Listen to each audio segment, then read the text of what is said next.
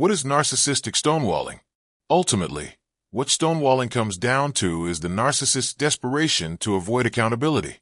When faced with a situation they cannot defend or that demands too much energy to justify, they resort to shutting down and refusing to engage.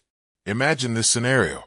Someone is upset with you, perhaps due to a misunderstanding or an unintentional slight. In a typical interaction, one would expect that person to seek clarity and understanding, to express their feelings and engage in a constructive conversation.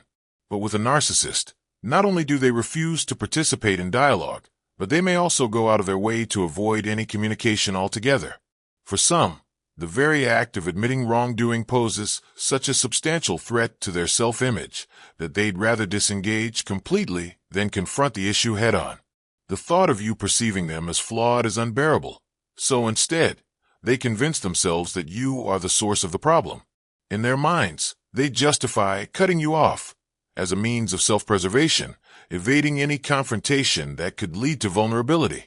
Why do they resort to such behavior? At its core, stonewalling is a defense mechanism, a means to protect their fragile self-image from perceived threats.